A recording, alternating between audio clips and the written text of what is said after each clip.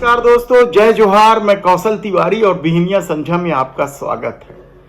अंतिम चरण के चुनाव के पहले ही राजनीतिक तल्खी जबरदस्त बढ़ गई।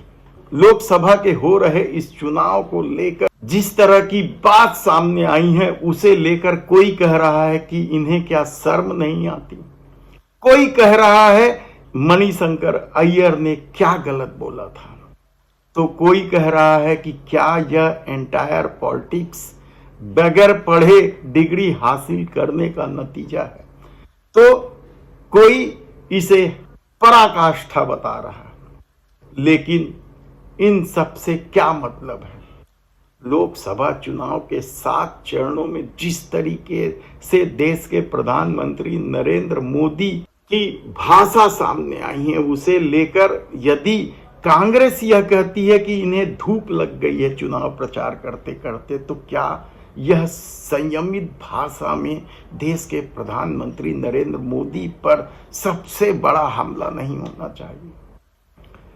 यानी आप सोचिए कि किस तरह से देश के प्रधानमंत्री नरेंद्र मोदी सत्ता जाने के डर से क्या कुछ नहीं बोल रहे हैं, या सत्ता पाने के लिए किस हद तक मरे जा रहे हैं, यह भी तो लोग कह रहे हैं।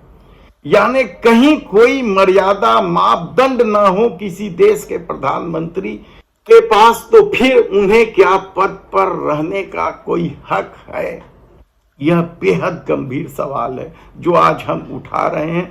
कहना तो नहीं चाहिए था, मैं इस मामले में हमेशा अपने को दूर रखने की कोशिश करता रहा, लेकिन लगता है कि पानी सर से गुजरने लगा है और 7वें चरण 1 जून के पहले पता नहीं किस किस भाषा के साथ किस किस तरह से लोगों के दिलों पर चोट की जाएगी।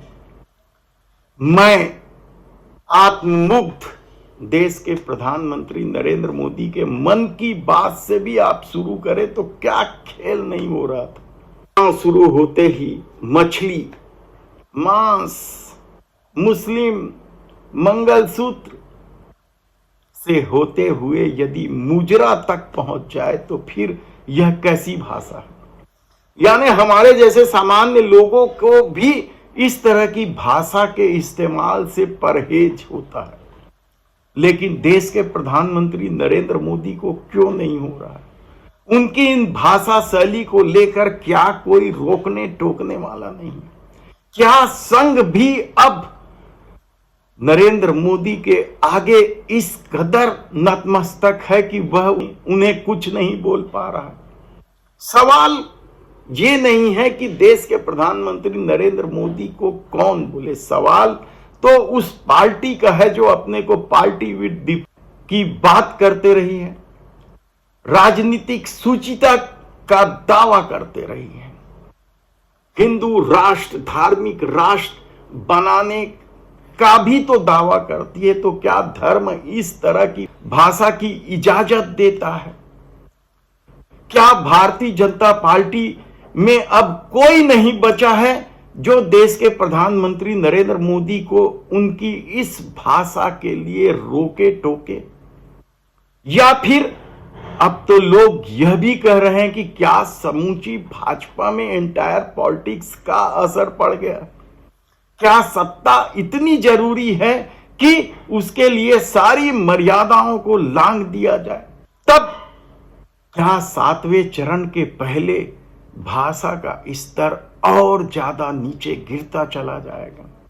याद कीजिए, आपकी मणिशंकर अय्यर ने जब कहा था, उस दौर में कांग्रेस की कितनी छीछा लेदर हुई थी, लेकिन इस दौर में खुद को भगवान स्थापित करने की कोशिश में सीधे परमात्मा का रूप बता देना क्या हैरान नहीं करता है? क्या धर्म का अपमान नहीं होता है कि परमात्मा जिन्हें बनाकर भेजा गया है उस व्यक्ति की भाषा इस हद तक जा सकती है?